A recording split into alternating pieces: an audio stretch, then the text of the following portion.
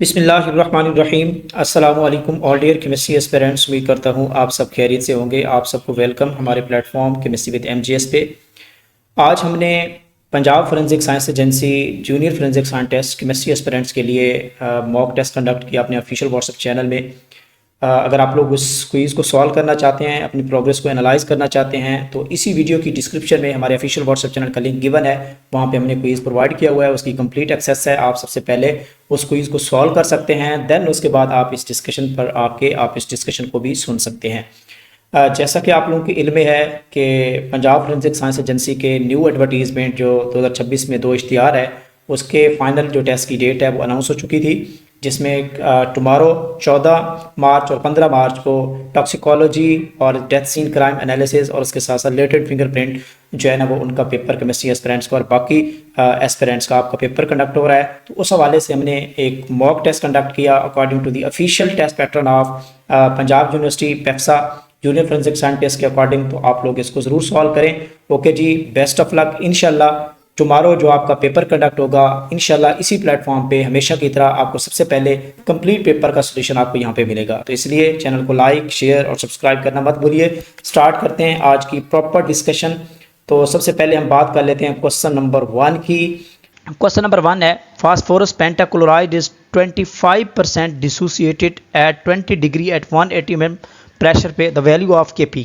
यहाँ पे जो है ना वो Kp की वैल्यू पूछी गई है। तो this is very simple. We know that कि जो Kp होता है इज इक्वल टू दी, अगर हम बात करें सबसे पहले आपने डिसोसिएट करवाना है PCl5 को। अगर हम PCl5 को डिसोसिएट करवाएं तो PCl5 ये डिसोसिएट होकर कन्वर्ट हो जाता है PCl3 एंड Cl2 में कन्वर्ट हो जाता है। एंड सेकेंडली अगर हम देखें तो इसका Kp का फार्मूला बनता है partial pressure of products over partial pressure of reactant. तो यानी कि partial pressure of PCl3 and secondly partial pressure of Cl2 divided by partial pressure of PCl5 का। This is the rate equation, this is the equation for the Kp। अब हमने देखना student ये है कि हमारे पास अगर हम बात करें कि जो इनिशियल कंसंट्रेशन है वो हमारे पास है 1 मोल। लेट कर लेते हैं कि हमारे पास जो PCl5 है इस केस में ये हमारे पास 1 मोल है इनिशियल कंसंट्रेशन पे। जब टाइम 0 होता है तो आपके प्रोडक्ट में 0 मोल्स और 0 मोल्स आपकी फॉर्मेशन होती है। लेकिन जब आप देखें कि 25% इक्विलिब्रियम पे ये डिसोसिएट हो जाता है तो इट मीन 1 माइनस 25 है तो इट मीन 0.25 आपके 0.25 मोल जो है वो डिसोसिएट होकर प्रोडक्ट में चले गए। तो ये भी 0.25 बनता है, इसका भी 0.25 मोल्स की फॉर्मेशन होती है। एक्चुअल में देखें तो ये 1 माइनस 0.2 तो यानी कि 0.75 मोल्स हैं। इस तरह अगर हम देखें तो टोटल मोल्स अगर आप कैलकुलेट करें, टोटल मोल्स तो यहाँ पे कितने बनेंगे रिएक्टेंट और प्रोडक्ट के, तो 0.75 प्लस 0.25 प्लस 0.25, तो टोटल मोल्स यहाँ पे हैं 1.25 मोल्स हैं। These are the total moles. अब हम क्या करेंगे, हम रिएक्टेंट और प्रोडक्ट के पार्शियल प्रेशर निकालेंगे और वो सिंपल है कि पार्शियल प्रेशर ऑफ PCl5। अगर हम PCl5 का पार्शियल प्रेशर निकालें तो इसके मोल्स कितने हैं, टोटल मोल्स इसके 0.75 हैं, तो टोटल मोल्स हैं 1.25 मल्टीप्लाई इनिशियल मोल्स कितने थे 1 मोल हैं। तो इस तरह आप इसको कैलकुलेट कर सकते हैं। इस तरह ये हमारे पास ये पार्शियल प्रेशर आ चुका है PCl5 का जो कि 0.6 है, 0.6 ATM। इस तरह आप जो है PCl3 का निकाल सकते हैं। अगर आप PCl3 का पार्शियल प्रेशर निकालते हैं तो PCl3 के नंबर ऑफ मोल जो कि कितने हैं 0.25 हैं, टोटल मोल हमने निकाले हैं 1.25 है, मल्टीप्लाई 1 करें जो टोटल प्रेशर था तो ये ऑलमोस्ट कितना आएगा 0.2 आएगा। इसी तरह सेम अगर देखें तो Cl2 के केस में भी सेम जो है वो इस तरह की कैलकुलेशन होगी और इसके क्या आएंगे 0.2 मोल्स 0.2 जो है आपका प्रेशर आ जाएगा ATM में आ जाएगा। These are the partial pressure. तो अब आप यही same values 0.6, 0.2 and this is 0.2 आपने फार्मूला में पुट करनी है जो हमने ये फार्मूला यूज़ किया है KPK का। अब अगर आप इस फार्मूला में इसको पुट करते हैं तो Kp is equal to 0.2 multiply 0.2 divided by 0.6, तो ये इसका फाइनल आंसर आपके पास आ जाएगा 0.066 इज़ दी फाइनल आंसर है। तो this is the partial this is the value of Kp 0.066। तो डी ऑप्शन यहाँ पे करेक्ट है। तो ये आप विदाउट कैलकुलेटर भी कैलकुलेशन कर सकते हैं। This is the lengthy calculation but आप कर सकते हैं इसको। क्वेश्चन नंबर 2 है which of the following solution have 0 pH। तो यहाँ पे आप देखें तो इसमें जो करेक्ट ऑप्शन बनेगा डी बनेगा, क्योंकि यहाँ पे 1 मोलर HCl है और मोनो एसिड है, तो यहाँ पे डिसोसिएट होकर क्या बनाएगा, hydrogen ion and Cl negative बनेगा। तो 1 मोलर था तो इसका मतलब है कंप्लीटली 100% डिसोसिएट होता है, तो आपको ये भी 1 मोलर मिलता है और ये भी 1 मोलर मिलता है। तो हाइड्रोजन आयन की जो कंसंट्रेशन है 1 मोलर है, तो जब आप negative log of hydrogen ion लेते हैं तो 1 का जो लॉग होता है वो 0 होता है, तो ओवरऑल जो वैल्यू है वो आपकी 0 आ जाती है इन केस ऑफ डी। बाकी आप देखें तो यहाँ पे आपकी pH 0 नहीं होगी, तो डी ऑप्शन यहाँ पे करेक्ट है। क्वेश्चन नंबर 3 है द रिएक्शन इज गिवन और इसकी डेल्टा H की वैल्यू लेस देन 0 है, it mean this is the exothermic process है। वो कहता है कि how methanol can be produce in the more quantity, यानी कि आपने मेथनॉल की क्वांटिटी को बढ़ाना है तो या तो आप रिएक्टेंट की कंसंट्रेशन को बढ़ा दें, या एक्सोथर्मिक रिएक्शन है तो आपको टेम्परेचर लो करना पड़ेगा। तो यहाँ पे देखें तो कोई ऐसा ऑप्शन नहीं है, या फिर थर्ड ऑप्शन हमारे पास होता है प्रेशर का। तो आप प्रेशर को इंक्रीज कर सकते हैं। If we increase the pressure we know that कि आपका जो रिएक्शन है toward the less number of moles की तरफ जाता है। तो प्रोडक्ट में आपके 1 मोल हैं जबकि रिएक्टेंट में 3 मोल्स हैं, तो आपका प्रेशर जब आप इंक्रीज करेंगे तो आपका रिएक्शन फॉरवर्ड जाएगा toward the less number of moles, जिसकी वजह से आपके प्रोडक्ट यानी कि मेथनॉल की कंसंट्रेशन इंक्रीज कर जाएगी। तो it mean by increasing the pressure जो है वो आपका प्रोडक्ट की तरफ रिएक्शन जाएगा, राइट डायरेक्शन में जाएगा और आपका प्रोडक्ट इंक्रीज कर जाएगा। तो यहाँ पे जो करेक्ट ऑप्शन बनेगा वो बी बनेगा student. Okay, next question number 4 है thermal decomposition of hydrogen iodide. Hydrogen iodide की जब थर्मल डिकम्पोजिशन करते हैं तो इसके रिजल्ट में आपका मिलता है H2 मिलता है और प्लस I2 मिलता है। तो this follows the second order of reaction. इसकी रेट इक्वेशन लिखें तो K is equal to rate R is equal to K and this is the HI का स्क्वायर होता है, तो this follows the second order reaction. तो B option यहाँ पे करेक्ट है। नेक्स्ट क्वेश्चन नंबर 5 है in chemisorption the adsorption is. यहाँ पे देखें तो जो केमिसॉर्प्शन होती है this is the chemical adsorption है बेसिकली। तो यहाँ पे स्ट्रॉन्ग फोर्सेज ऑफ अट्रैक्शन होती हैं, तो it mean strong force of attraction create होती हैं and this is not the reversible reaction, this is the irreversible reaction होता है। तो यहाँ पे सी ऑप्शन जो है यहाँ पे करेक्ट होगा, स्ट्रॉन्ग एंड इरिवर्सिबल। तो यहाँ पे डी ऑप्शन यहाँ पे करेक्ट है in case of chemical sorption. और अगर फिजियो सॉर्प्शन होती तो वो वीक फोर्सेज ऑफ अट्रैक्शन होती हैं और वो रिवर्सिबल फिनोमिना होता है। क्वेश्चन नंबर 6 है in a colloidal system the dispersed phase and dispersion medium are respectively gas and solid. तो आपकी जो डिस्पर्स फेज है जो कि लेस अमाउंट में है वो आपकी गैस है एंड सॉलिड जो है आपका क्या है, डिस्पर्शन मीडियम है, जिसको आप सॉल्वेंट भी कह सकते हैं इन केस ऑफ सोल्यूशन। तो यहाँ पे जो आपका कोलाइड बनता है दिस इज दी इसको कहते हैं फोम रबर, सी ऑप्शन यहाँ पे करेक्ट है। इसी तरह या इसको स्टायरीन फोम भी आप कह सकते हैं, फोम रबर भी कह सकते हैं। जबकि अगर आपके पास गैस फॉर्म में डिस्पर्स फेस हो और लिक्विड फॉर्म में आपका डिस्पर्शन मीडियम हो तो उसको हम कहते हैं दिस इज दी लिक्विड आप फोम कहते हैं उसको। तो यहाँ पे करेक्ट ऑप्शन सी है। 7 है how much amount of calcium hydroxide is required to prepare the 100 ml of 1 normal solution. तो ये सिंपल कैलकुलेशन है, तो जस्ट आप नॉर्मेलिटी का फार्मूला यूज़ करें। तो normality is equal to mass over equivalent mass, ये नोट कर लें यहाँ पे इक्विवेलेंट वेट मल्टीप्लाई, अगर आप 1000 लेते हैं तो वॉल्यूम आपको ml में लेना पड़ता है। तो यहाँ पे आप देखें तो 1 नॉर्मल सोल्यूशन है, ये वैल्यू उसने दे दी है और मैस हमने फाइंड आउट करना है। इक्विवेलेंट वेट यहाँ पे देखें तो कैल्शियम हाइड्रोक्साइड का जो मोलर मैस होता है वो आपका कितना होता है स्टूडेंट, वो आपका 74 होता है, 74 मोलर मैस होता है और इसमें नंबर ऑफ रिप्लेसेबल जो आइन है OH आइन वो 2 है। तो यहाँ पे 2 पे डिवाइड करेंगे तो इसका आंसर आ जाएगा 37 इज द इक्विवेलेंट वेट है इसका। तो 37 यहाँ पे पुट करेंगे 1000 और वॉल्यूम आपका लिया गया है किसमें 100 ml में लिया गया है, तो ये कैंसिल हो जाएगा। यहाँ आप देखें तो ये आपका बन जाएगा 37 डिवाइडेड बाय 10 हो जाएगा और आंसर आ जाएगा 3.7 ग्राम जो है, this is the correct option है। यहाँ पे सी ऑप्शन यहाँ पे आपका करेक्ट बनेगा। नेक्स्ट क्वेश्चन नंबर 8 है, वो कहता है कि if 2 moles of N ideal gas है एक्सपैंड आइसोथर्मल प्रोसेस है, आइडियल गैस है 2 मोल्स इसके एक्सपैंड होते हैं फ्रॉम 10 लीटर टू 20 लीटर है, टेम्परेचर भी गिवन है केल्विन में, work done by the gas. तो इसके लिए हमने फार्मूला भी पढ़ा है थर्मोडायनामिक्स में, जब आपका आइसोथर्मल प्रोसेस होता है तो उस केस में हमने डिफरेंट केसेस पढ़े थे, तो उस केस में हम यूज़ करते हैं work done is equal to the NRT natural log V2 over V1, ये फार्मूला हमने यूज़ किया था। तो आप इसको कैलकुलेट कर सकते हैं। नंबर ऑफ मोल्स आपके पास 2 हैं, R की वैल्यू आप 8.31 पुट करते हैं, टेम्परेचर 300 है, नेचुरल लॉग यूज़ करेंगे, V2 आपका टेम्परेचर कितना है 20 है, ये 10 है, तो 20 को 10 पे डिवाइड करेंगे तो आपका आंसर 2 आएगा, यानी कि नेचुरल लॉग ऑफ 2। तो यहाँ पे 2 multiply 8.31 multiply 300 and multiply natural log 2 होता है, ये हम पढ़ चुके हैं, इसको कहते हैं दिस इज दी 0.693। अगर आपको ये नेचुरल लॉग 2 की वैल्यू नहीं आती तो कॉमन लॉग तो आप निकाल सकते हैं ना। तो कॉमन लॉग किस तरह निकालते हैं, इसको आप कन्वर्ट इस तरह भी कर सकते हैं 2.303 लॉग ऑफ 2, और लॉग 2 की वैल्यू मैं आपको ऑलरेडी बता चुका हूँ कि 0.3 होती है। तो इस तरह जब इसको सॉल्व करते हैं तो आपका फाइनल आंसर आता है 3455 जॉल आपका आंसर आ जाता है। तो यहाँ पे करेक्ट ऑप्शन सी बनेगा, 3455 जॉल इज द करेक्ट ऑप्शन है। क्वेश्चन नंबर 9 है, which of the following isotopes is used in the radio carbon dating में।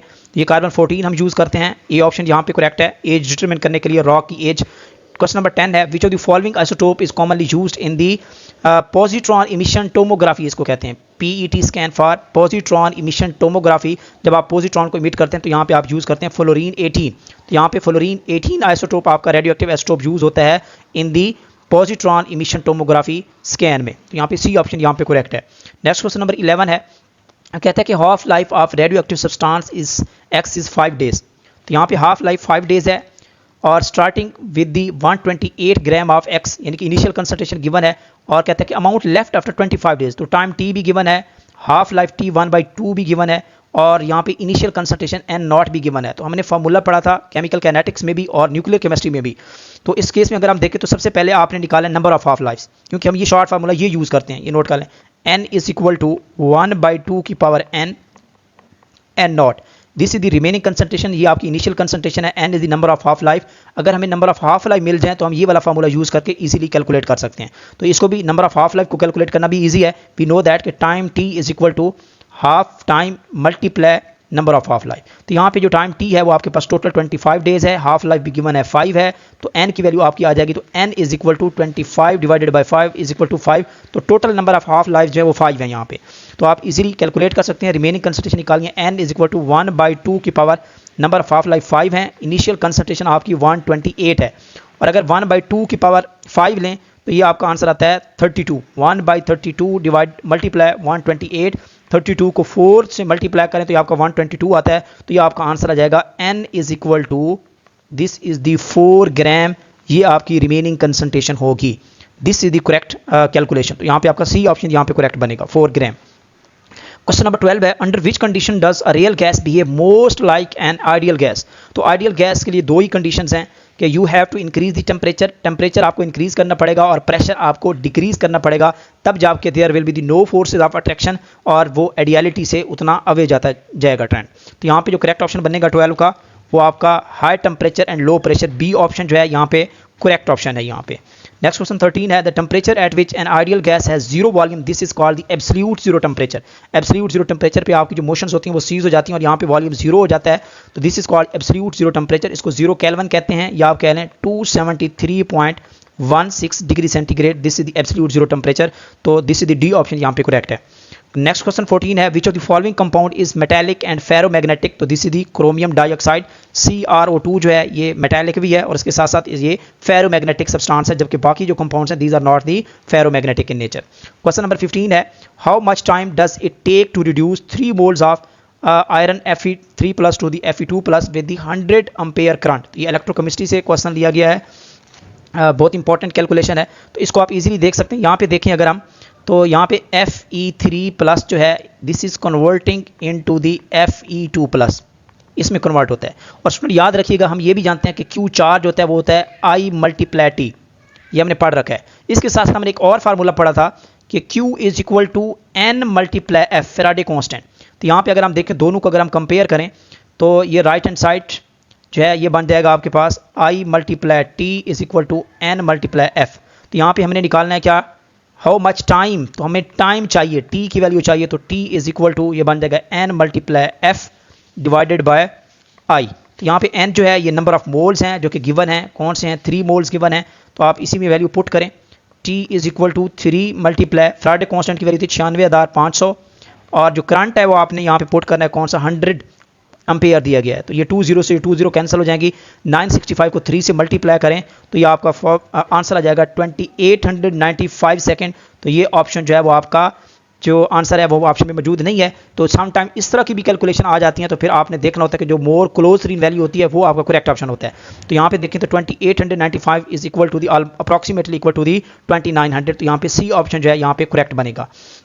ओके स्टूडेंट, नेक्स्ट क्वेश्चन 16 है, the bears process is use for the extraction of, ये aluminium के लिए hall broad process भी और bear process भी ये use होता है, एल्यूमिनियम की एक्सट्रैक्शन के लिए यूज होता है स्पेसिफिकली, बी ऑप्शन यहाँ पे करेक्ट है। नेक्स्ट क्वेश्चन नंबर 17 है, which of the following process involves heating और in the presence of excess oxygen, जब आप एक्सेस ऑक्सीजन की मौजूदगी में आप इसको हीट करते हैं और को, तो this process to remove the impurity, this process is called roasting, इसको कहा जाता है। 17 का जो करेक्ट ऑप्शन है वो स्टूडेंट बी है। तो ये मेटलर्जी बहुत इंपॉर्टेंट चैप्टर है आपके एग्जाम के हवाले से, तो इसको जरूर अच्छे तरीके से देखिएगा।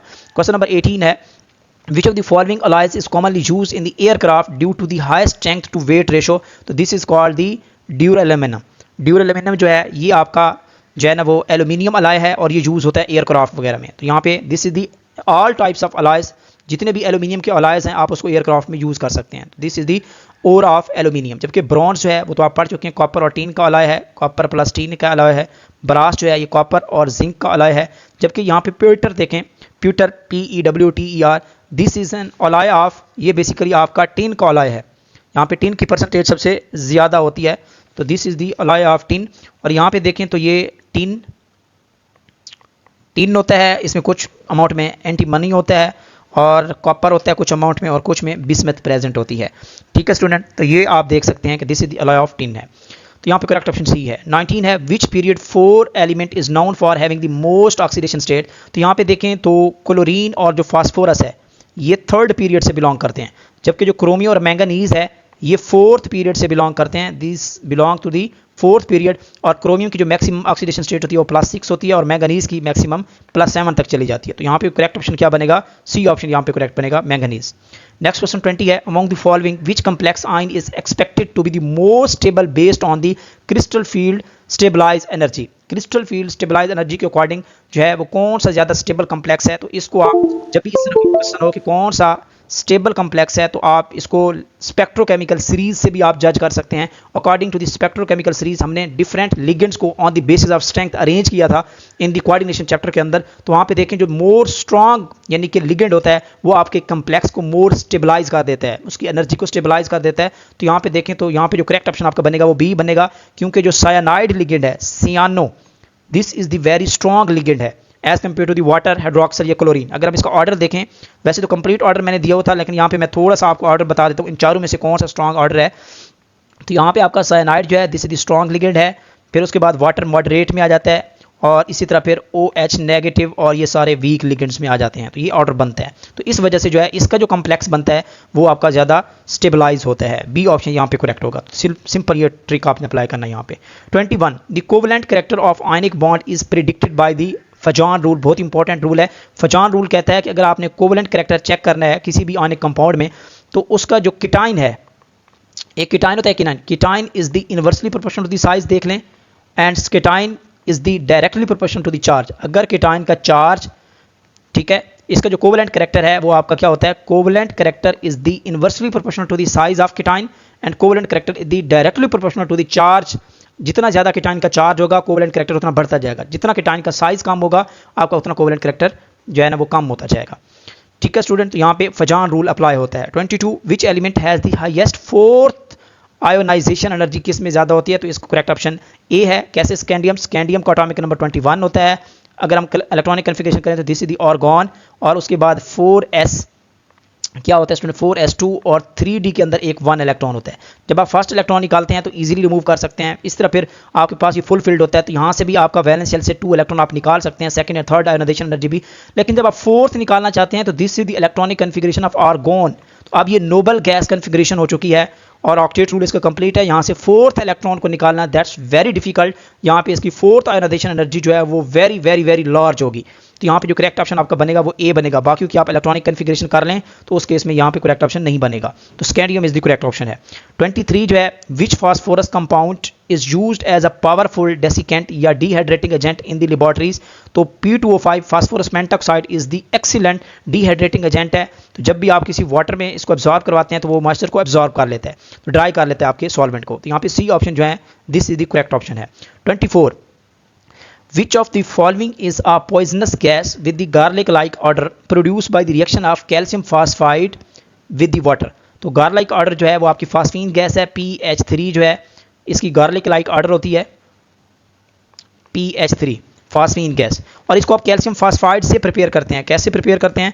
CA3P2 ये वाटर के साथ रिएक्ट करता है, तो इसके रिजल्ट में आपको मिलती है फास्फीन गैस और साथ मिलता है कैल्शियम हाइड्रोक्साइड। तो यहाँ पे जो करेक्ट ऑप्शन है वो बी है, phosphine gas. 25 which compound has bromine in the +5 oxidation state. तो ये question oxy acids of halogen से लिया गया है। तो जब आपके पास, आपको पता होना चाहिए कि जब आपकी +1 ऑक्सीडेशन स्टेट होती है हेलोजन की तो उसको कहते हैं हैपोब्रोमस एसिड कहते हैं।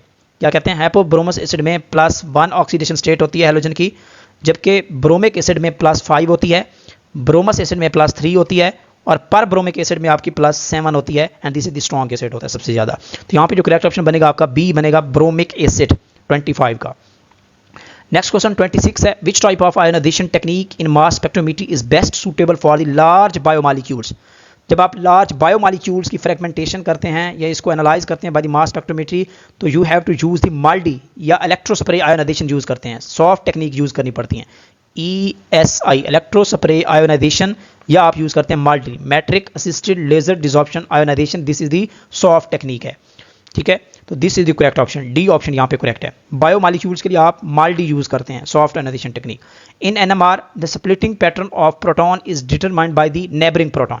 तो जब भी किसी भी प्रोटॉन की स्प्लिटिंग होती है वो नेबरिंग प्रोटॉन की बेस पे होती है और इसको हम लिखते हैं, स्प्लिटिंग का फार्मूला होता है N+1, ठीक है। तो जितने उसमें प्रोटॉन होंगे, neighbouring proton, N for neighbouring proton, तो उसमें आप +1 कर दें तो उसके अकॉर्डिंग उनकी पीक्स आती हैं, स्प्लिटिंग होती है। तो यहाँ पे करेक्ट ऑप्शन आपका बनेगा number of neighbouring proton, C option यहाँ पे करेक्ट है। 28 है, which functional group exhibit 2 distinct peaks around the 280 to 2090 and 27। तो ये स्टूडेंट, मैंने आपको IR स्पेक्ट्रोस्कोपी का ऑलरेडी हमारा लेक्चर जो है पब्लिक है, पब्लिश हो चुका है, आप उसको वॉच भी कर सकते हैं, जिसमें मैंने कंप्लीट सीरीज़ बताई हुई है कि आप इन वैल्यूज़ को किस तरह याद कर सकते हैं।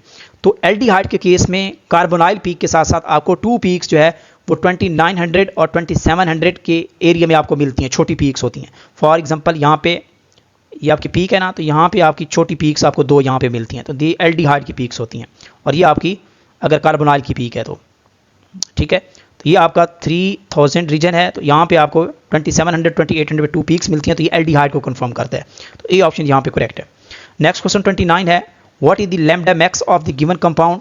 तो यहाँ आप वुडवर्ड फिजर रूल आप अप्लाई करेंगे तो उसको यूज़ करके आप इजीली कैलकुलेट कर सकते हैं। यहाँ पे सबसे पहले तो आप देखें तो this is the hetero annular ring है। ये कौन सा है? आपकी जो डी लोकलाइजेशन है 2 रिंग में जा रही है, तो this is called the hetero annular ring. और हेट्रो एनुलर रिंग के केस में आपकी जो बेस वैल्यू हम चूज़ करते हैं वो आपकी होती है 214 नैनोमीटर होती है, और अगर होमो एनुलर रिंग हो तो उसमें 253 होती है। अच्छा, यहाँ पे एक बात और याद रखें, रिंग रेजिड्यू चेक करें जरा। तो यहाँ पे रिंग रेजिड्यू 3 हैं। कैसे 3 हैं? यहाँ पे देखें, एक ये रिंग रेजिड्यू बनता है, एक आउटर वाला, एक ये बनता है, एक ये वाला, तो 3 रिंग रेजिड्यू हैं। तो रिंग रेजिड्यू की 3 हैं, तो 3 × 5, तो ओवरऑल वैल्यू 15 आ जाएगी रिंग रेजिड्यू की। यहाँ पे एक्सोसाइक्लिक देखें। अच्छा, इस रिंग के हवाले से तो एक्सोसाइक्लिक नहीं बन रहा क्योंकि डबल बॉन्ड डायरेक्टली रिंग के साथ अटैच नहीं है, लेकिन इस रिंग का देखें तो इसका डबल बॉन्ड डायरेक्टली दूसरे रिंग के साथ अटैच है, तो यहाँ पे एक एक्सोसाइक्लिक रिंग भी मौजूद है, एक्सोसाइक्लिक बॉन्ड। तो यहाँ पे अगर हम देखें तो 1 वैल्यू है, तो ये 5 वैल्यू इसकी हो जाएगी। इस तरह यहाँ पे एक OR ग्रुप भी लगा हुआ है, और हमने ये भी देखा है कि जो OR ग्रुप हो उसकी वैल्यू हम पुट करते हैं 6 नैनोमीटर। तो टोटल कर लें इसको, तो ये आपकी ऑलमोस्ट वैल्यू कितनी बनेगी? 240 नैनोमीटर जो आपकी कैलकुलेटेड वैल्यू है, ये आपकी जाके बनेगी इस कंपाउंड के लिए। तो this is the correct option C है। अच्छा, कुछ स्टूडेंट ये सोच रहे होंगे कि यहाँ पे देखें 3 मिथाइल ग्रुप भी है सर। नो, 3 मिथाइल उस वक्त वैल्यू काउंट होती है जब वो कॉन्जुगेटेड जो डबल बॉन्ड होता है उसके साथ डायरेक्ट जो है वो मिथाइल ग्रुप या इथाइल ग्रुप अटैच हो, उस वक्त हम उसको वैल्यू को काउंट करते हैं, अदरवाइज हम नहीं करते। ओके स्टूडेंट, यहाँ पे जो करेक्ट ऑप्शन है वो सी है। ओके, 30 क्वेश्चन है, बहुत इंपॉर्टेंट है। कुछ स्टूडेंट्स क्या करते हैं एग्जाम में, वो हैपर हो जाते हैं, बड़ी बड़ी स्टेटमेंट को देख के पढ़ते ही नहीं है, हालांकि वो बहुत इजी स्टेटमेंट्स होती हैं, इजी क्वेश्चन होता है, लेकिन अगर आप 2-3 मरतबा आप उसको जो है ना वो अच्छे तरीके से पढ़ लें तो आपको क्वेश्चन समझ आ जाता है। तो यहाँ पे देखें, जैसे ये बड़ा स्टेटमेंट है लेकिन है सबसे सिंपल। वो कहता है गिवन मिक्सचर ऑफ 3 कंपाउंड्स हैं, एक्स वाई जी मिक्सचर है कंपाउंड्स का जिनकी वेरिंग पोलैरिटीज डिफरेंट है। वो कहता है कि एक्स कंपाउंड है जो कि हाईली पोलर है, वाई मॉडरेटरी पोलर है, और जी कंपाउंड जो है ये नॉन पोलर नेचर का है। Which compound will elute last में ये कंपाउंड कौन सा इल्यूट होगा इन दी रिवर्स फेज क्रोमेटोग्राफी। यहाँ पे रिवर्स फेज क्रोमेटोग्राफी यूज़ की गई है। तो यहाँ पे देखिए, मैं आपको सिंपल से बता देता हूँ, ये आपका कॉलम है, ठीक है। आप इसमें स्टेशनरी फेज पैक कर देते हैं क्योंकि रिवर्स फेज क्रोमेटोग्राफी है। तो रिवर्स फेज क्रोमेटोग्राफी में जो आपकी स्टेशनरी फेज होती है वो आपकी कौन सी होती है? नॉन पोलर होती है, ये नोट कर लें। तो यहाँ पे आपकी स्टेशनरी फेज क्या होगी स्टूडेंट? नॉन पोलर नेचर की होगी। आपने यहाँ से मिक्सचर ऐड किया, कौन कौन से? x + y + z। यहाँ पे स्टूडेंट देखें, जब आपका जो एनालाइट आता है और आपकी स्टेशनरी फेज के साथ इंटरेक्ट करता है, तो यहाँ पे देखें कि आपका जो x कंपाउंड है दिस इज हाईली पोलर है, एक्स कंपाउंड हाईली पोलर है। तो हाईली पोलर होने की वजह से आपकी स्टेशनरी फेज नॉन पोलर है, तो इसको बिल्कुल स्मॉल टाइम के लिए यहाँ पे इंटरेक्ट करेगा और ये फौरन इल्यूट हो जाएगा। यहाँ पे ऐसे कर लेते हैं, तो सबसे पहले आपका एक्स कंपाउंड इल्यूट होगा। फिर उसके बाद देखें जो आपको मॉडरेटली है वो इल्यूट होगा वाई। जबकि जी कंपाउंड मोर नॉन पोलर है, तो ये नॉन पोलर और स्टेशनरी फोर्स भी नॉन पोलर है, तो नॉन पोलर के साथ इंटरेक्शन स्ट्रांग होगी, तो ये बाद में जाके आपका इल्यूट होगा, तो लेटर जाके इल्यूट होगा जी आपका कंपोनेंट, क्योंकि इसकी स्टेशनरी फेज के साथ इंटरेक्शन ग्रेटर है। तो यहाँ पे करेक्ट ऑप्शन आपका सी बनेगा, C is the correct option है। 31, which of the following synthetic polymer is use to make the bullet proof vest बनाने के लिए कौन सा यूज होता है? तो यहाँ पे हम केवलर जो आपका पॉलीमर है दिस इज यूज्ड। केवलर जो पॉलीमर है this is the strong polymer होता है, हाई टेंसाइल स्ट्रेंथ होती है इसकी, हीट रेजिस्टेंट होता है, and this is also the imide polar. Terephthalic acid और पैराफिनाइलिन डाइअमीन का ये जो है ना वो पॉलीमर बनता है। तो केवलर बहुत इंपॉर्टेंट है, सी ऑप्शन यहाँ पे करेक्ट है। 32, the monomers of polycarbonate commonly used in the eyewear lenses. तो पॉलीकार्बोनेट ये बना होता है आपका बिस्फिनोल ए एंड फास्जीन का जो है, this is the polymer of बिस्फिनोल A and phosgene का बना होता है पॉलीकार्बोनेट। तो यहाँ पे बी ऑप्शन यहाँ पे करेक्ट है। 33, which of the following immuno acid is considerably essential in the human diet. तो इसमें से देखें जो एसेंशियल इम्यूनो एसिड है उसका मैंने ट्रिक भी बताया हुआ है स्टूडेंट्स आपको, ये लेक्चर भी हमारा इम्यूनो एसिड पे बहुत इंपॉर्टेंट टॉपिक है, पब्लिश्ड है ऑलरेडी। तो उसके लिए मैंने आपको एक बताया था formula short trick, Matt MATT Matt will fly PHL और Y को आपने क्या कर देना, इग्नोर कर देना, इसको निकाल देना आपने। यहाँ पे देखिए जो M है, M for methionine, A for arginine, this is the आप देखें तो यहाँ थ्रियोनिन है, methionine, arginine, threonine, tryptophan, valine, isoleucine, leucine. तो यहाँ पे देखें तो ल्यूसिन जो है this is the essential immuno acid, leucine जो है essential immuno acid, valine, isoleucine, leucine, phenylalanine, histidine, lysine, ये सारे के सारे जो 10 इम्यूनो एसिड्स हैं these are the essential immuno acids. तो यहाँ पे आपका जो करेक्ट ऑप्शन बनेगा एसेंशियल में वो आपका ल्यूसिन है, जबकि ये ग्लाइसिन, एलानिन और फ्लोरीन ये नॉन एसेंशियल इम्यूनो एसिड्स हैं, ये बॉडी खुद तैयार करता है, इसको डाइट में लेने की जरूरत नहीं पड़ती। डी ऑप्शन यहाँ पे करेक्ट है। नेक्स्ट क्वेश्चन 34 है, which of the following statement is true about the meso compounds. तो मीजो कंपाउंड की ये नेचर होती है, ये हम पढ़ चुके हैं ऑलरेडी। मीजो कंपाउंड की ये नेचर होती है कि इसमें कायरल सेंटर तो मौजूद होते हैं, 2 कायरल सेंटर ऑलमोस्ट होते हैं इसमें, लेकिन यहाँ पे इंटरनल प्लेन ऑफ सिमेट्री यहाँ पे एग्जिस्ट करती है, जिसकी वजह से ओवरऑल जो मॉलिक्यूल होता है वो ए कायरल होता है। तो they contain the chiral centre but are achiral due to the internal plane of symmetry, इस वजह से यहाँ पे ये करेक्ट ऑप्शन बनेगा, ए बनेगा। 35 है, how many stereoisomers are possible for 2,3 dichlorobutane. 1 2 3 4, 2 पे भी क्लोरीन है, 3 पे भी क्लोरीन है, ये आप इसको इसकी वैलेंसी कंप्लीट कर लें। तो 2,3 डाइक्लोरोब्यूटेन अगर हम देखें यहाँ से पास आउट करें तो this is the symmetrical compound है, ये कौन सा है, सिमेट्रिकल है। और अगर तो नॉन सिमेट्रिकल हो तो उसको तो बहुत सिंपल फार्मूला 2 की पावर n, आप 2 कायरल सेंटर हैं, एक ये कायरल सेंटर है एक ये है, तो 4 की वैल्यू होती, लेकिन this is the symmetrical compound. तो सिमेट्रिकल कंपाउंड के भी हमने 2 केसेस बनाए थे कि अगर आइदर आपका जो स्टीरियो सेंटर्स हैं वो इवन नंबर में है या ऑड में है। तो यहाँ पे इवन नंबर में है, तो इवन नंबर के केस में जो हम फार्मूला इसका यूज़ करते हैं वो यूज़ करते थे टोटल स्टीरियो आइसोमर्स के लिए 2 की पावर n-1 प्लस 2 की पावर n/2-1। तो टोटल स्टीरियो सेंटर 2 है, तो 2 की पावर 2-1 प्लस 2 की पावर 2/2-1। तो यहाँ पे आप कैलकुलेट करें 2 की पावर 2-1, तो यहाँ पे 2 आ जाएगा, प्लस 2 से 1 में से 1 0, तो 2 की पावर 0 1। तो यहाँ पे ओवरऑल जो टोटल आपके स्टीरियो आइसोमर्स पॉसिबल है वो 3 है। तो यहाँ पे जो करेक्ट ऑप्शन बनेगा वो डी बनेगा, none of these is the correct option है। 3 टोटल स्टीरियो आइसोमर्स पॉसिबल है इन दिस कंपाउंड। 36 है, what is the configuration of chiral centre in the given structure. तो ये आपने आर और एस नेमिंग चेक करनी है इसकी, ईजी सिस्टम तो वैसे नहीं कर सकते क्योंकि यहाँ पे डबली बॉन्डेड नहीं है। तो यहाँ पे स्टूडेंट देखें तो this is the chiral centre, तो यहाँ पे देखें तो यहाँ इस कार्बन के साथ आपका डायरेक्ट ऑक्सीजन अटैच है, तो आप इसको नंबर 1 देंगे, क्या देंगे, नंबर 1 देंगे। इसी तरह यहाँ पे देखें तो इस कार्बन के साथ ये पे कार्बन अटैच है, यहाँ पे कार्बन है और कार्बन 2 ऑक्सीजन के साथ अटैच है, क्योंकि आपका जो ये है this is the Aldo group मौजूद है। तो यहाँ पे कार्बन एक हाइड्रोजन के साथ अटैच है और सेकंड 2 ऑक्सीजन के साथ अटैच है, तो इसको प्रायोरिटी 2 देंगे। तो आपकी ये 1 प्रायोरिटी, ये 2 प्रायोरिटी होगी और ये 3 priority and this is the 4 priority. आप जरा घुमाएं इसको एरो को, तो 1 2 फिर 3 की तरफ जाते हैं, तो दिस इज 1 2, तो ये बनेगा। बज़ाहिरन आपको लग रहा है कि क्लॉकवाइज जो होता है वो आर कन्फिग्रेशन होती है, लेकिन मैंने आपको स्टूडेंट ये ट्रिक बताया था, ये हमारा स्टीरियो केमिस्ट्री का ये कंप्लीट आर एस कन्फिग्रेशन किस तरह आपने नेमिंग देनी है, कंप्लीट लेक्चर हमारा पब्लिक है, ठीक है, पब्लिश्ड है, तो आप उसको देख सकते हैं। तो अगर आपकी लीस्ट प्रायोरिटी वर्टिकल पोजीशन पे होगी तो फिर आपका जो एरो बन रहा है क्लॉकवाइज तो आर होगा, एंटी क्लॉकवाइज तो ऐसा आपकी कन्फिग्रेशन होगी ओवरऑल मॉलिक्यूल की। लेकिन अगर लीस्ट प्रायोरिटी हॉरिजॉन्टल पोजीशन पे है तो फिर आप उसकी कन्फिग्रेशन क्या कर देते हैं, उलट कर देते हैं। तो यहाँ पे देखें आपकी लीस्ट प्रायोरिटी 4 हॉरिजॉन्टल पोजीशन पे है, तो आप क्योंकि ये क्लॉकवाइज है आर बनना चाहिए था, लेकिन 4 पे प्रायोरिटी होने की वजह से ये आर नहीं होगा, बल्कि क्या हो जाएगा, ये कन्वर्ट हो जाएगा किसके अंदर, एस के अंदर है। तो ओवरऑल इस मालिक्यूल की अगर हम देखें तो this is the S configuration है, तो यहाँ पे जो करेक्ट ऑप्शन बनेगा वो बी बनेगा। 36 का बी ऑप्शन करेक्ट है। 37 which type of compound show the tautomerism phenomena, तो aldehyde and ketone keto enol tautomerism बनाते हैं। इस तरह इमाइनो एसिड में प्रोटॉन की शिफ्टिंग होती है, कहाँ से, कार्बोक्सिलिक ग्रुप से अमीन की तरफ जाता है, तो ये भी ज़ीटोराइन की फॉर्मेशन होती है। तो यहाँ पे दोनों ऑप्शन करेक्ट हैं, both A and B. Next question valeric acid है। वेलेरिक एसिड जो है this is the pentanoic acid भी इसको कहते हैं, आयोपिक नेम है इसका।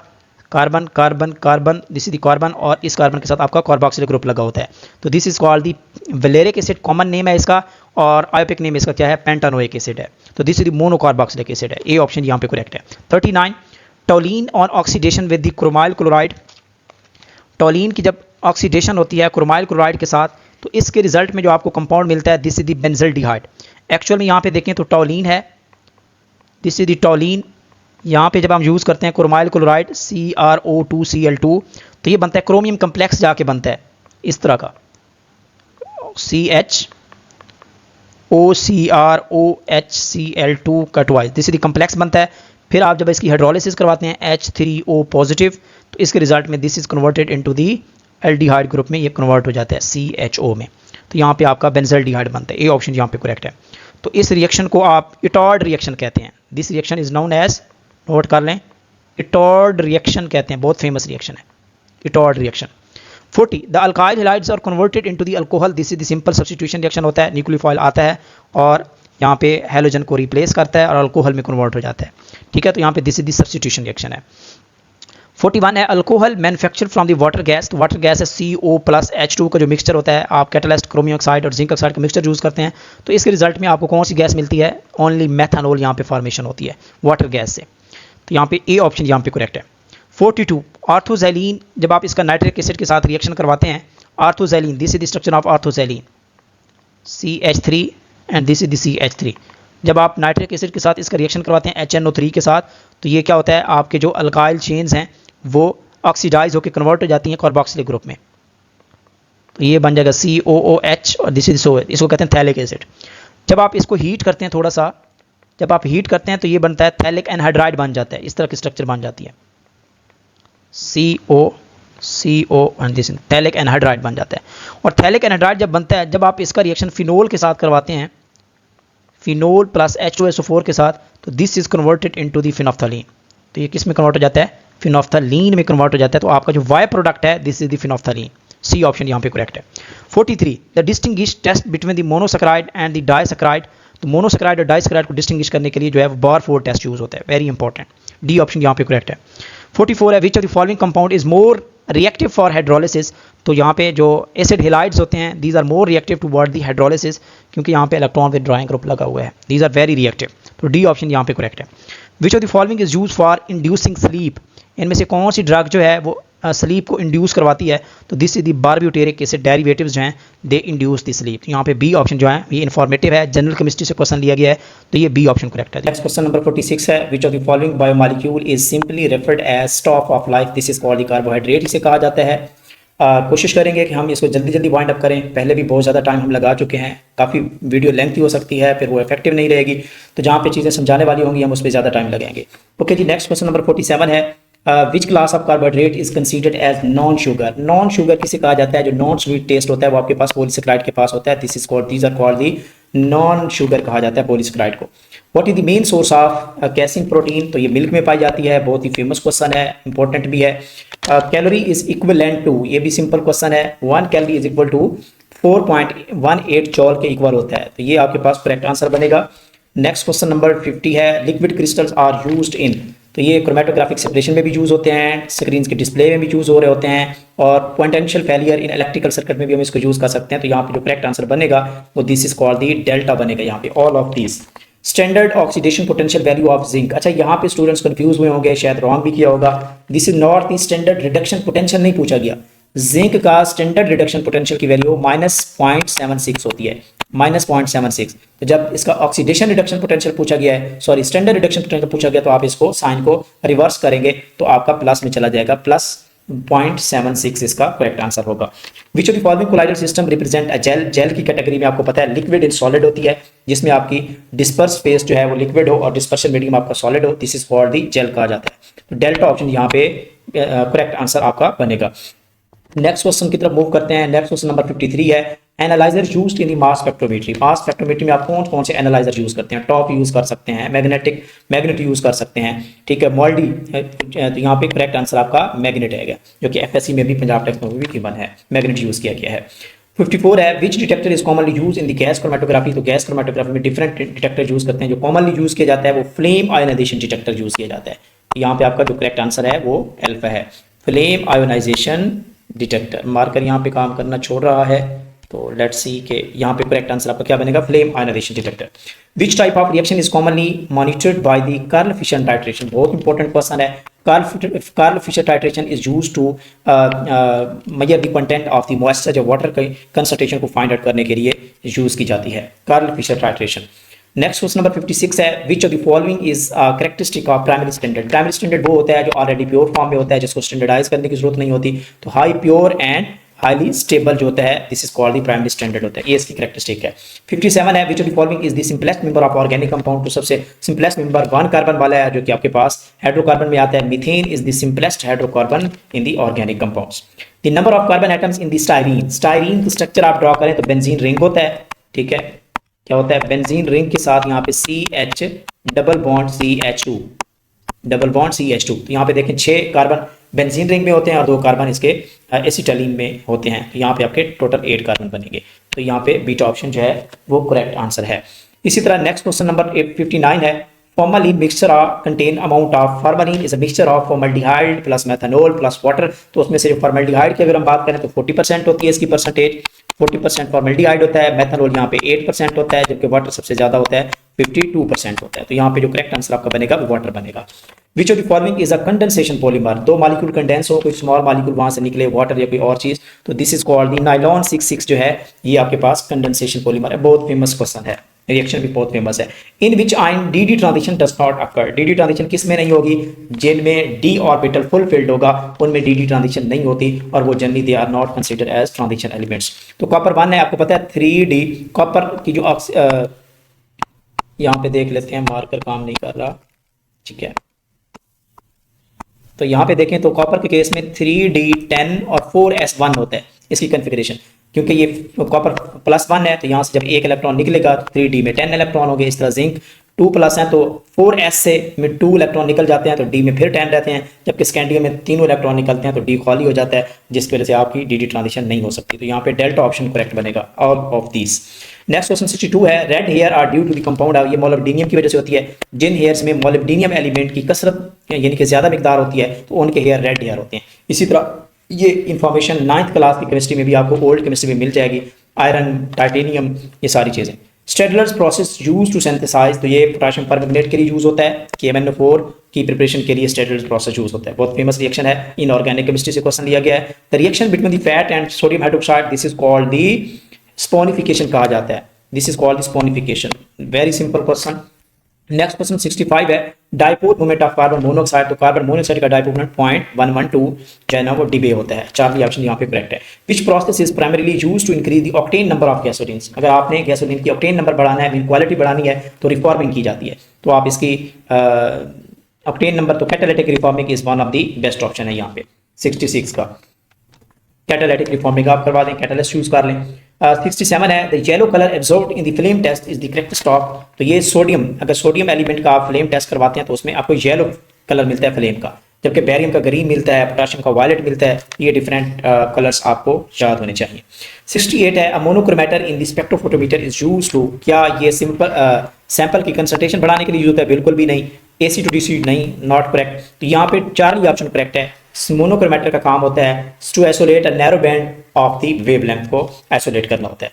If 2 spots overlap a chromatogram, chromatogram पे अगर आपके 2 स्पॉट्स ओवरलैप कर जाते हैं तो इसका पहला स्टेप क्या है इस ओवरलैपिंग को खत्म करने का? इसका बेस्ट तरीका तो ये है कि आप सॉल्वेंट की नेचर चेंज कर दें, मीन सॉल्वेंट चेंज कर दें। ठीक है, क्योंकि जनरली हमारी स्टेशनरी फेज फिक्स होती है, जबकि पेपर क्रोमेटोग्राफी ले रहे हैं तो water as a liquid stationary phase है। ठीक है, अगर आप TLC ले रहे हैं तो ये तो सिलिकॉन यूज कर रहे हैं, तो aluminium polar stationary phase generally हम यूज करते हैं। तो इसका बेस्ट तरीका ये है कि जब जहाँ पे भी आप लोगों की ओवरलैपिंग हो रही है स्पॉट की, तो आप उसमें सॉल्वेंट जो है ना वो जब आप चेंज करेंगे तो उसकी दोनों के साथ जो मैच करने की अट्रैक्शन की सलाहियत होगी वो डिफरेंट होगी, तो वहाँ पे फिर क्लियर हो जाएंगे स्पॉट। तो यहाँ पे आपका बेस्ट जो आंसर है आपका चेंज दी सॉल्वेंट सिस्टम। 70 है, a ligand that can attach to the two different atom but only one at a time, एक साइड से अटैच हो सकता है। This is called the ambidentate ligand, बहुत इंपॉर्टेंट है। This is called the ambidentate ligand, beta option यहाँ पे correct है। नेक्स्ट क्वेश्चन मूव करते हैं। 71 है, which molecule is paramagnetic in nature. तो यहाँ पे देखें तो नाइट्रोजन जो है 14 इलेक्ट्रॉनिक सिस्टम है, डायमैग्नेटिक नेचर है। इसी तरह हाइड्रोजन भी डायमैग्नेटिक है, कार्बन डाइऑक्साइड भी diamagnetic. All three given examples are diamagnetic in nature, there is no any paramagnetic in nature. तो यहाँ पे डेल्टा ऑप्शन बनेगा, नन ऑफ दीज। यहाँ पे आपका करेक्ट आंसर क्या बनेगा, none of these is the correct यहाँ पे आंसर बनेगा। ओके, नेक्स्ट मूव करते हैं। 72 है, greater resonance usually results in, more will be the resonating structures, more will be the stability, आपने पढ़ा होगा ग्रेटर स्टेबिलिटी, यहाँ पे डेल्टा ऑप्शन करेक्ट है। 73 है, the main storage molecule of genetic information in the living organism किस में होती है, DNA में होती है। तो यहाँ पे डेल्टा ऑप्शन करेक्ट है। नेक्स्ट क्वेश्चन नंबर 74 है, which of the following is not a protein, इनमें से कौन सी प्रोटीन नहीं है। हीमोग्लोबिन प्रोटीन इन नेचर है, इमाइलेज एंजाइम है, एंजाइम प्रोटीन इन नेचर होता है, इंसुलिन ठीक है ये भी आपके पास क्या है हार्मोन, इंसुलिन हार्मोन, तो ये भी प्रोटीन इन नेचर होता है। जबकि जो यूरासिल है, this is the ribonucleic acid, RNA में पाई जाती है, ठीक है, नाइट्रोजनस बेस है और ये प्रोटीन इन नेचर नहीं होती। डेल्टा ऑप्शन यहाँ पे करेक्ट आंसर है। The SI related practical expression of surface, तो ऐसा unit of practical expression of surface tension, तो याद रखिएगा सरफेस टेंशन जो होती है ठीक है is equal to the force per unit length. Force का यूनिट न्यूटन होता है, लेंथ का यूनिट आप मीटर ले लें तो न्यूटन पर मीटर इसका ऐसा यूनिट आप कह सकते हैं। तो यहाँ पे जो करेक्ट आंसर है वो आपका चार्ली है। नेक्स्ट क्वेश्चन नंबर 76 है, पैराकोर, वेरी इंपॉर्टेंट। पैराकोर और रियोकोर का जो कंसेप्ट है ये बार बार FPSC में भी एक दफा रिपीट हो चुका है। इसके अलावा जो 2025 के लेटेंट फिंगरप्रिंट का पेपर हुआ था फोरेंसिक का, तो उसमें भी ये क्वेश्चन पूछा गया था। तो parachor is related to the surface tension है, जबकि जो रियोकोर होता है it is related to the जो है ना वो विस्कोसिटी होता है। और दोनों के फार्मूलाज भी आपने याद रख लेने हैं, बाज़ औक़ात फार्मूला भी डायरेक्ट पूछा जाता है। तो parachor is related to the surface tension, तो यहाँ पे आपका जो करेक्ट आंसर है वो आपका अल्फा है, सरफेस टेंशन। नेक्स्ट क्वेश्चन है जनाब 77 है, a solution containing acetic acid sodium acetate is an example of, ये देखें this is called buffer solution कहते हैं। ये एसिटिक बफर है जिसमें आपका वीक एसिड यूज किया जाता है और सॉल्ट का स्ट्रॉन्ग पार्ट यूज किया जाता है, तो this is called the buffer solution इसको कहा जाता है। 78 है, मल्टीपल एक्सट्रैक्शन जब बात हो रही है, multiple extraction with small portion of solvent, तो ये जनरली क्या होती है, this is the more efficient technique होती है as compare to the large extraction. बजाय ऐसे कि आप एक बड़ी एक्सट्रैक्शन लार्ज एक्सट्रैक्शन एक ही दफा करें तो वो एफिशिएंट नहीं होती, जबकि आप स्मॉलर वॉल्यूम यूज करते रहेंगे, बार बार एक्सट्रैक्शन करते रहेंगे तो वो मोर इफेक्टिव होगी और मोर एफिशिएंट होगी। Which one among the following is not an aromatic? Furan जो है ये आपके पास हेट्रोटॉमिक मॉलिक्यूल है, तो ये भी एरोमेटिक में आता है। कार्बोलिक एसिड को फिनोल कहा जाता है, फिनोल भी ये आपके पास एरोमेटिक है, जबकि पिक्रिक एसिड भी जो है ये आपके पास क्या है 2,4,6 ट्राइनाइट्रो फिनोल जो है this is also the aromatic compound. जबकि जो साइक्लोब्यूटाडाइन है this is not the aromatic compound, क्योंकि इसकी जो स्ट्रक्चर होती है वो आपको देखें तो ये 4 पाई इलेक्ट्रॉनिक सिस्टम है जो कि मूवियस रूल को फॉलो करता है, and this is called the anti aromatic compound, not the aromatic. यहाँ पे डेल्टा ऑप्शन बनेगा। नेक्स्ट क्वेश्चन नंबर 80 है, which of the following is most suitable for the determination of trace metal. जब बात metal की आ रही है तो फिर मॉलिक्यूलर स्पेक्ट्रोस्कोपिक टेक्निक या आप ये यूज नहीं कर सकते, तो इसके लिए best one is the atomic absorption spectroscopy है।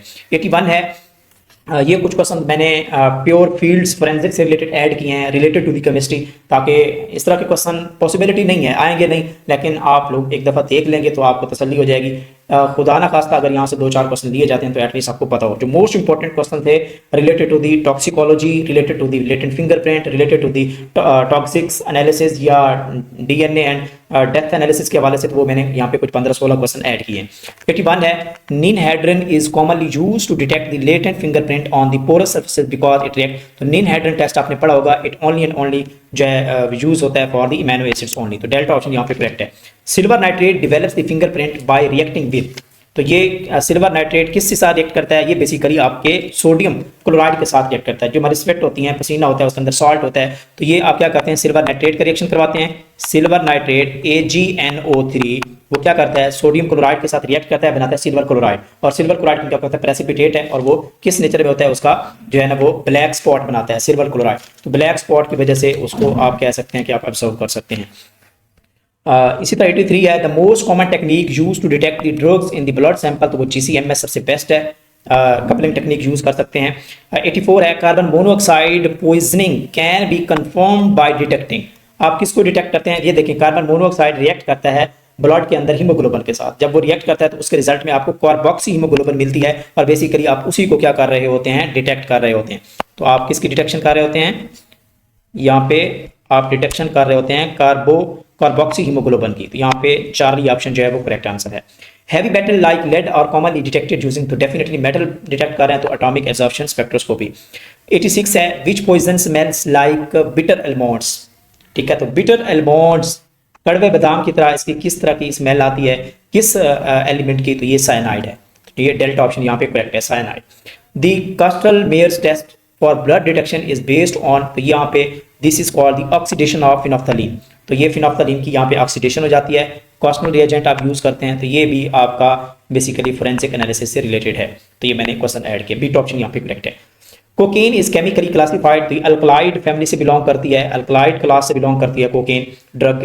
Drug detection in urine is commonly done using the, तो ये दिस इज कॉल्ड इम्यूनोएसए कहा जाता है, this is the analysis drug detections, ये जनरली हम बायोकेमिस्ट्री में हम यही पढ़ते हैं, ब्लड को डिस्कशन या ब्लड के एनालिसिस को इम्यूनो एनालिसिस या इम्यूनोएसए कहा जाता है।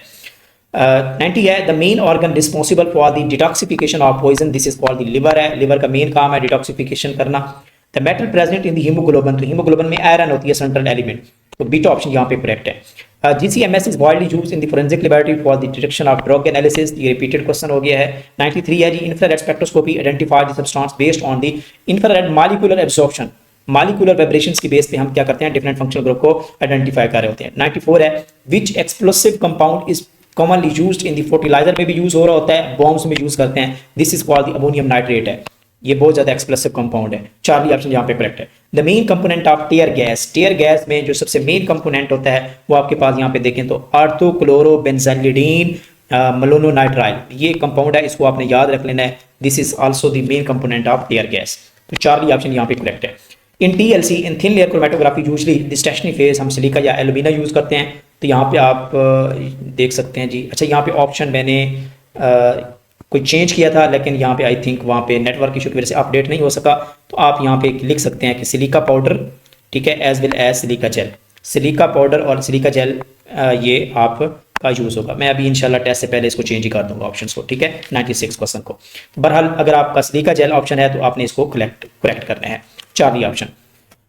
वैसे सिलिका पाउडर दोनों ही है, मैं इसका ऑप्शन चेंज कर दूंगा। Which one has lower bond angle, तो ये देखें जो अमोनियम आयन है, अमोनियम आयन को यहाँ पे देखें तो अमोनियम आयन sp3 हाइब्रिडाइजेशन है, प्योर टेट्राहेड्रल है, तो यहाँ पे इसका बॉन्ड एंगल जो है वो 109.5 डिग्री होगा, जबकि अमोनिया में एक लोन पेयर होता है, बॉन्ड एंगल कम हो जाता है, 107 तक हो जाता है। वाटर में जो है ये बॉन्ड एंगल और कम हो जाता है, यानी कि 104 तक चला जाता है, जबकि एस्टरीन sp2 हाइब्रिडाइजेशन है तो 120 एंगल होता है, तो यहाँ पे करेक्ट आंसर आपका वाटर बनेगा, चार्ली ऑप्शन यहाँ पे करेक्ट है। 98 क्वेश्चन है, 0.5 molar phosphoric acid has normality, तो बहुत सिंपल है, normality is equal to the molarity multiply number of replaceable ion, तो नंबर ऑफ फास्फोरिक एसिड में कितने होते हैं, 3 हाइड्रोजन आयन होते हैं, H3PO4, तो इसको आपने मल्टीप्लाई कर लेना है 0.5 मल्टीप्लाई 3, तो आंसर आपका कितना आएगा 1.5 आपका जो है यहाँ पे आंसर बनेगा। नेक्स्ट क्वेश्चन नंबर 99 है, the law starting that one molecule absorb one photon, ये फोटोकेमिस्ट्री से क्वेश्चन लिया गया है, this is called Stark Einstein law कहा जाता है, तो फोटोकेमिस्ट्री के 2 लॉ हैं, Stark Einstein law and proper law. 100 है जी, the unit of light energy packet, this is called the photon कहा जाता है, चार्ली ऑप्शन यहाँ पे करेक्ट है।